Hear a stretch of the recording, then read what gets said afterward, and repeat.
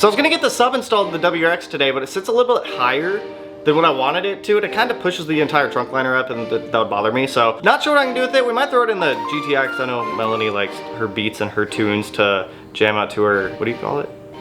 What's the music you listen to? Doesn't matter. Regardless, didn't fit in the WRX. So I want to jump back on the FD now. With the FD, we didn't look at anything underneath of the car when we bought it.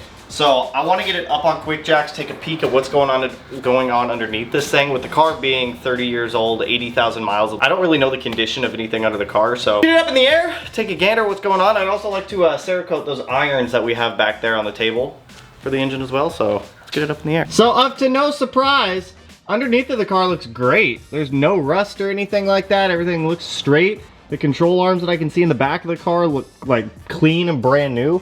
Same with these ones, these Heim joints off this sway bar. Everything looks great. We've got T-in springs on some struts. They might be OEM struts, I'm not 100% sure. We got a pop-up headlight. I did go ahead and buy coilovers for the car, so we have a set of BC, BR type coilovers coming for the FD because I don't quite trust the old springs and struts on this car. I don't know how old they are. And plus, I mean, I just prefer coilovers. I'm a coilover type of dude over a strut and spring type of dude, so sweet. Really good to see. I would like to pull the tires off the FD, or the wheels of tires, so that way I can take a peek at the inner wheel wells, but we'll do that here in a little bit. The biggest thing that I want to accomplish today is getting the FD to power on with the gauge cluster, everything inside of the car actually turning on so we can verify mileage, take a peek at everything, get interior functions working, because right now, none of that is actually working. So I think the reason why the car isn't getting power is because that engine harness on the ground right there. So similar to Subarus, and I would assume many other cars out there, the way that these work, or the way that ECMs, because you guys can see on this side of the harness, there's ECM connections here, there's a ground right there, and there's a couple other grounds that go through here. Those grounds could be there for the ECM to be able to activate and actually function as it should be. I'm not 100%, like I said, I don't know RX-7s at all. But I know cars enough to see when I see an engine harness or a harness like this, and I see grounds and all this other stuff, that it's probably a sign for the ECM to be able to communicate with whatever it needs to. So it's gotta be a grommet or a firewall hole somewhere. There is, actually it's right down there behind all these ABS stuff. Which, you know what, I don't need to push this through the firewall quite yet. I think I can just plug it in and then ground it. And we got a blue one to plug in right there. There's a white one and a white one right there. We want good things to happen, Mel. We always want good things to happen. Because if the electrical system works, then it's all we have is the engine. Because the electrical system I'm a little worried about because it sat for so long. There's a red light. I don't know if that was there last time. Oh, okay, I have things illuminating now. The cluster still isn't lighting up though. Four-wheel ABS, airbag. Does that window work now? Okay, the window works. Okay, no. Lights are slowly coming back on. The add coolant overheating light just came back on. I feel like we're still missing some electrical stuff here, because nothing else, like more is working. But like hazards aren't working. The e-brake light is, okay, the e-brake light, when that turns off, everything else turns off, so that's a good sign. Can you tell me if the brake lights turn on when I hit the brake? Yep. I think, wait. They're not turning off now. Yeah. They're just stuck on? Yeah. Turn off! Excuse me. Hello. Driver passenger window rolls down. Some of the stuff on the gauge cluster turns on. Good start.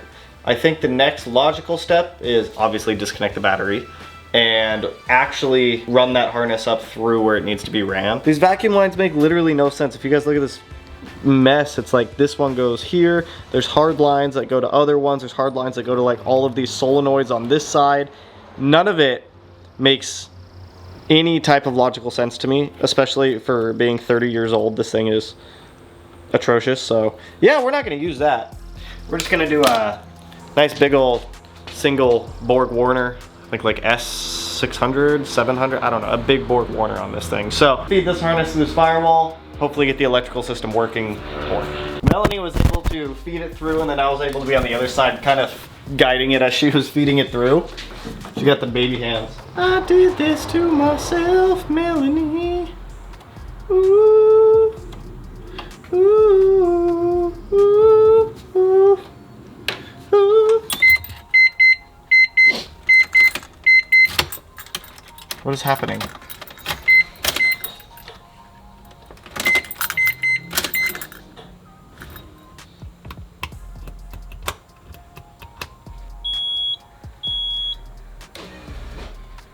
Oh! The pop-ups! Hey Mel, do you like my pop-up headlights? Yeah, they're pretty cool.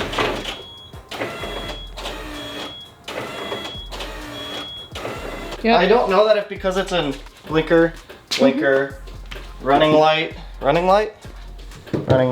don't know if because it's an older car, it takes longer for the electronics to wake up, because it's like when I first hit this button, nothing happened, and then one blinker came on, and then they both started doing it. I feel like we're making steps in the right direction.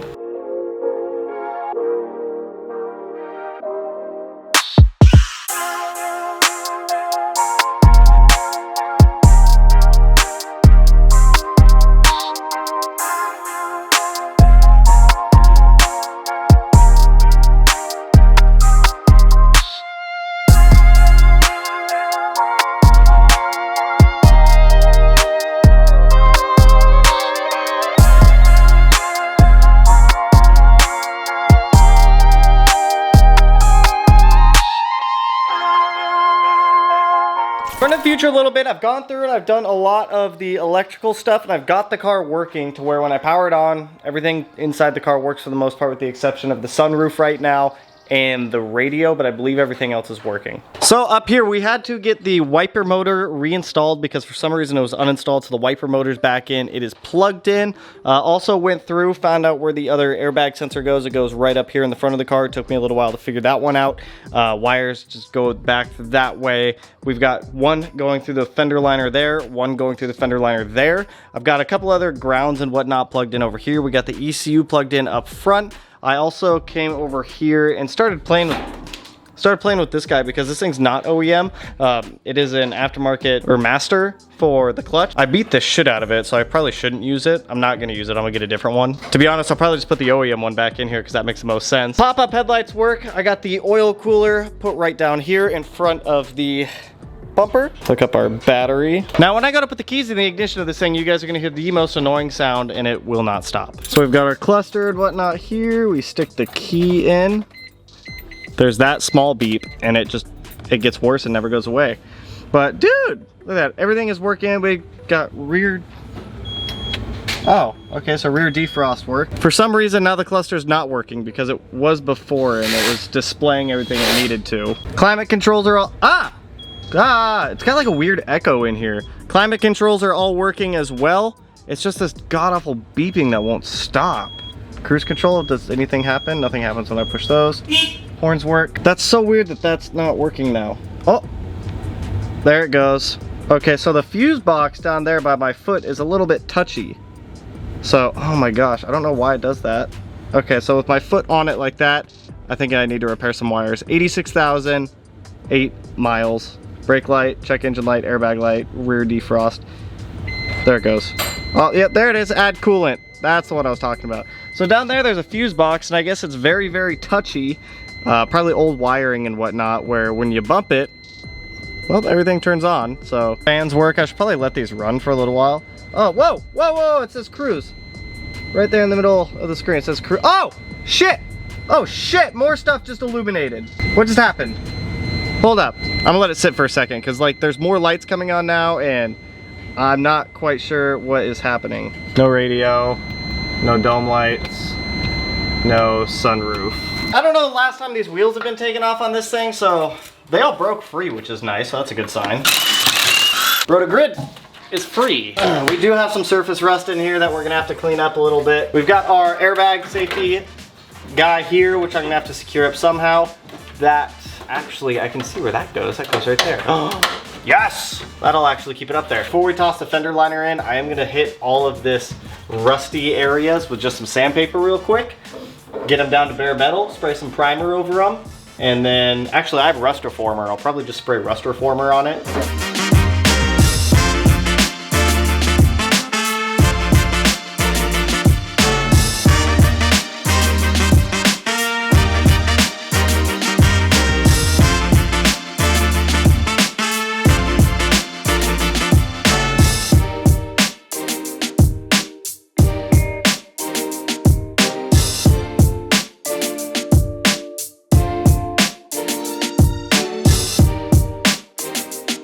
We once again have, well, we don't once again, we have fender liners on the car now, which actually, I really like these ones. The OEM Mazda ones, how they made up, because they actually made up to the front and keep a fender liner-esque look.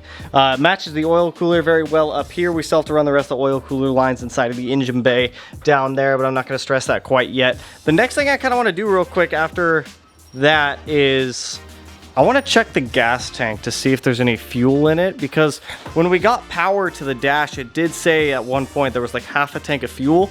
I don't know if I actually believe that. There is a drain port on that gas tank, so I'm just gonna crack it real quick, see if anything comes out. Hopefully nothing comes out, but right there, it's either gonna be a 17 or a 19. If there's no fuel in this tank, that means that we shouldn't have any corrosion in there. If it's full of fuel, then that's not gonna be a good sign. Oh, no. There's definitely fuel in that. Alright, well, I guess we're gonna let this drain for a while. That's not a good sign. If you guys plan on letting a car sit for a long time, drain the tank. Like, that's just, no, I'm curious to see what that's gonna look like when it all comes out. So, I drained the gas tank, and some gas came out of the tank. And when it came out, it splashed everywhere. Let me show you the ways of the gas. We have approximately 2 United States gallons of gasoline. Whoa, this is about 10 years old, and its approximate street value is currently $700 with the price of current fuel. What does this 10-year-old bin of gasoline mean? Well, it could mean a few things. There's probably corrosion in the fuel system. However, I think there was one thing working to our advantage, and that's premix. Because there was premix in the fuel tank, it's got oiling properties. Now say it with me, oiling properties. And with those oiling properties, it may have protected against corrosion, but I highly doubt it. So, in the next couple days or so, we'll have to take the fuel pump assembly out, take a gander inside of the fuel tank and see if we can see any rust. I sure hope we don't, but I have to go run to the shop to go get some wiring to fix the messed up wiring on the bumper. So I'll be back. So it's like the running light and the turn signal over here share a ground wire, but this wire is just dangerously too short. It's there's no way in hell it's long enough, so we're gonna go ahead and fix that. We're just gonna trim this wire down, add a little bit of my new wire, trim these down, put some DR25 over it, seal it all back up. That guy will be good. We're gonna do it to the other side also because that side is just taped, and I'd rather have a little bit of slack in these wires so that way they're not consistently being tugged like that. So we'll get these fixed. Yeet. Go. Passes the tug test. It should still work.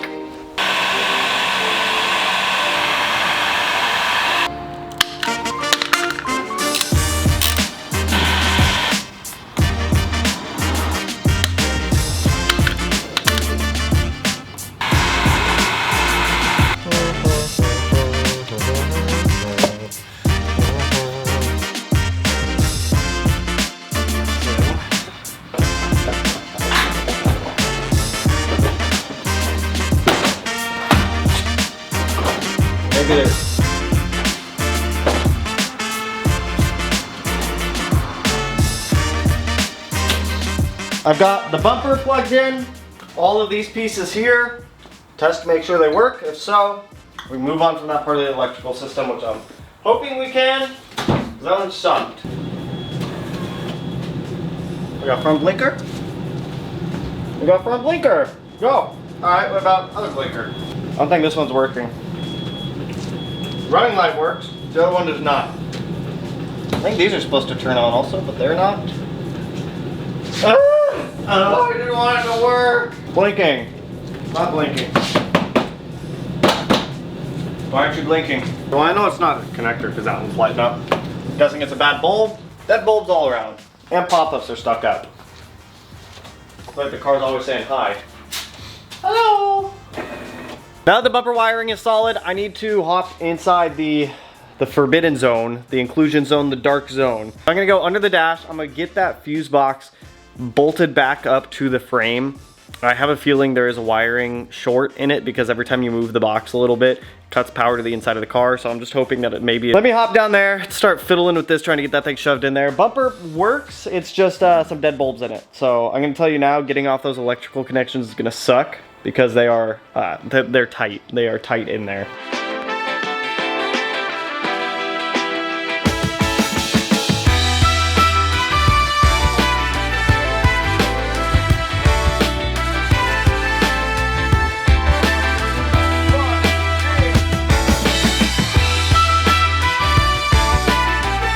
So we're looking good here. We got pretty much the entire electrical system working on the FD with the exception of the brake lights staying on, but we know why. On the brake pedal switch, there's supposed to be a little plunger on the brake pedal that turns off the lights, and then when you depress the brake pedal, it extends the plunger out, which then turns the lights on. We're just missing that little stop. But as you can see, I got the sunroof open, the radio works, kind of. I only have bass, I have no speakers. Don't know why, but here, let me show you, because I'm pretty pumped that the electrical system's finally like all sorted, because that was one of my biggest worries with this car, was the electrical system. As with any car that's like 30 years old and has been disassembled and sitting for 10 years with harnesses and ground wires, ECMs, BIUs, everything like that unplugged, it's always a mystery whether you're gonna have issues with the electrical system or not. For the most part, the only real problem we have right now is the fact that those guys stay on. Hopping into the Rx7 here, let me grab the keys, put them in the ignition so you guys can see. Here, let me turn that off. The fans all work. Dash works. All of the lights that need to work. If I turn on like fog lights, is there a button for that? Nope. Oh, there's the god-awful coolant buzzer. We have rear defrost on, off. That'll turn on if we come up here and go.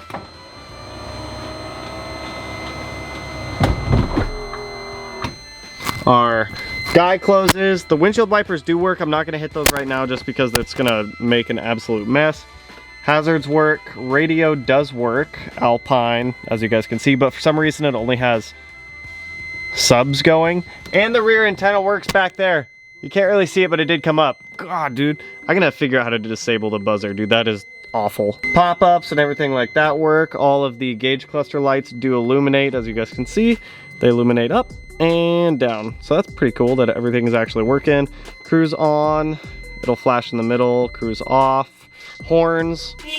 I found an old relic in here, and that's how you know this car hasn't been driven in a long time, because nobody uses these anymore. These are those old iPhone 30, or not even iPhone, these are iPod 30-pin connections. These aren't, maybe an iPhone 3G took one of these, but like I haven't seen one of these things in forever. Like I was saying, normally the worst part is the electrical system, just because there's like shorts, grounds, there's things that can happen in a wire harness, especially older ones that just make things a nightmare. I did put the ECU back up behind the kick panel down there. I'm gonna have to take that back out when we go to switch this thing over to a Haltech. I don't know if there's even a way to tune that ECU anymore in today's standards when it comes to tuning. I know they had like Apex Power FC controllers and whatnot, but I don't think we want to do that in this car. I think it'd be better to go to a standalone. I could be wrong. If you guys think a Power FC will do just fine in this car, by all means we could do that, and it'll probably be a little bit cheaper, but I'm super hyped. Now that the entire electrical system is sorted and working, that means we can get back onto the mechanical things, because before I even proceeded with the mechanical stuff, I just wanted to make sure that this stuff was solid. That's all I've got for you guys on this one with the FD. The biggest hurdle we're past, I feel like, at this point, which is electrical, because mechanics and engine and all that stuff is easy.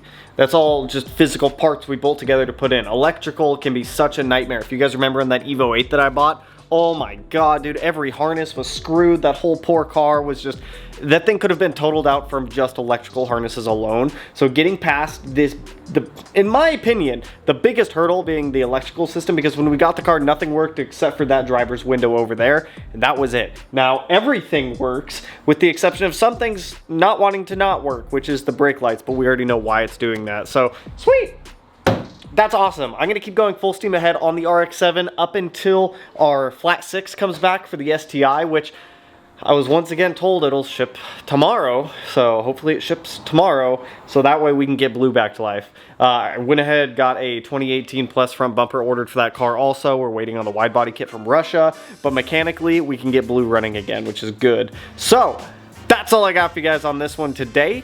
In the next video with the RX-7, we're going to be prepping it to rebuild the 13B. I decided I was going to swap the rotor bearings, and then I actually inspected the rotor bearings, and there's literally no need at all to replace them. They look brand new, so we're going to run with those rotor bearings. All we have left to do is clean a couple more components, paint the irons, and reassemble the engine, and then we can put the engine back in. I'm just going to reuse the stock oil pan also. That's the problem that I have with a lot of projects that I do is, even though the components that I have are in totally usable condition, in my mind, I'm like, I have to buy aftermarket ones. And I'm trying not to do that this time, because it adds, it's so much money to do it the other way around. We are gonna be doing a V-mount Greddy turbo kit with a single turbo Borg Warner on the RX-7. And like I said, I'm still leaning towards that Haltech. I think the Haltech will just be the best bet for it. So that's all I got for you guys. If you guys like the video, you know what to do. If you guys are like stoked to see the RX-7, I feel like the RX-7 is coming along pretty quick, but if you guys are stoked to see the RX-7 coming back to life, go ahead and hit that like button, turn it black, blue, green, yellow, purple, silver, cyan, whatever color it turns for you. And if you're not already subscribed to the channel and you want to be one of these corners, no idea which one I'll put it in quite yet, but with that, I will catch you guys in the next one. So peace out, homies.